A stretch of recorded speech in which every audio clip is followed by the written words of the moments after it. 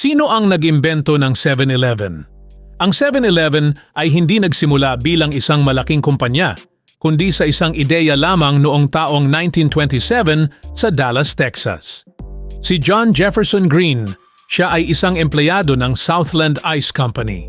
Napansin niya na maraming customer ang gustong bumili ng gatas, itlog at tinapay, kahit tapos na ang oras ng pamamalengke.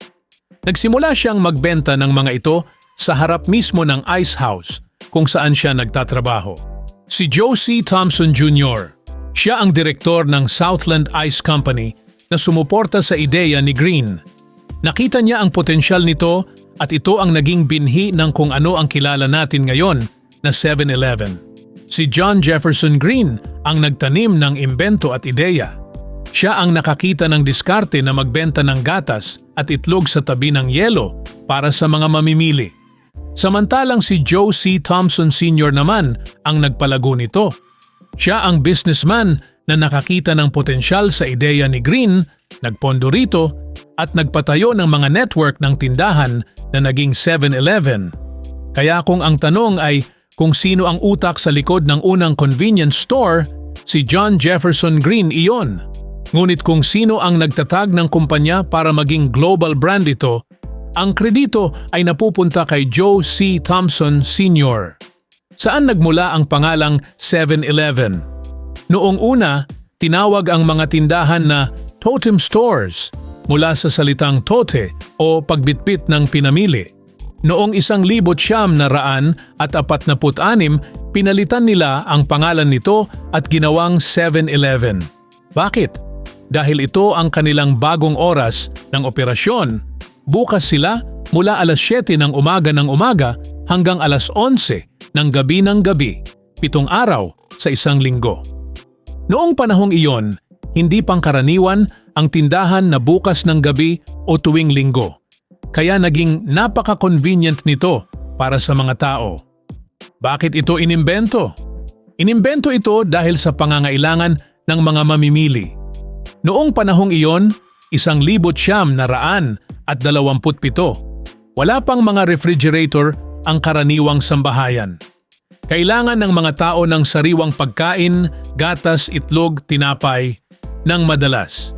Dahil ang mga ice house ay may yelo, perpekto silang lugar para mag-imbak at magbenta ng mga pagkaing madaling mapanis. Ang ideya ay gawing convenient ang pagbili ng mga pangunahing pangangailangan nang hindi na kailangang maglakbay ng malayo sa malalaking grocery store. Ang 7-Eleven ba ang kauna-unahang convenience store sa Pilipinas? Hindi totoo na ang 7-Eleven ay naging kauna-unahang convenience store sa Pilipinas. Bagamat ang 7-Eleven ang pinakasikat at itinuturing na pioneer sa modernong konsepto ng convenience store sa bansa, ang kasaysayan ng pagtitinda sa Pilipinas ay nagsimula sa mga sari-sari store na matagal ng bahagi ng kulturang Pilipino.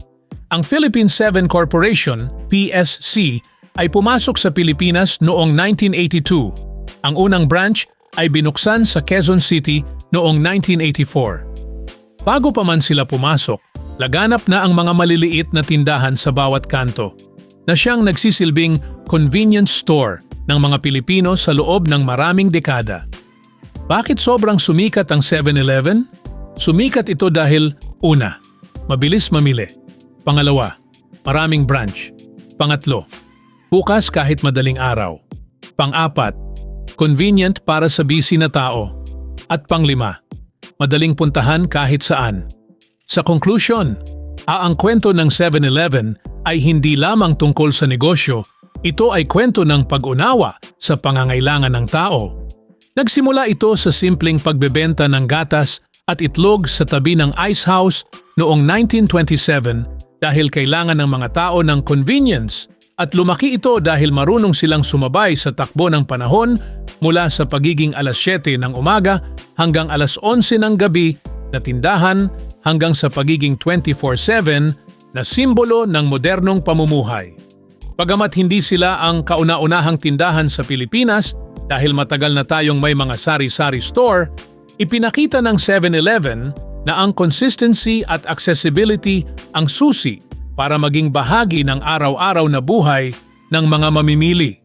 Sa kasalukuyan, mula sa isang ice store, ang 7-Eleven ay naging global giant na pagmamay-ari na ngayon ng mga Japanese corporation, 7 at I Holdings Company.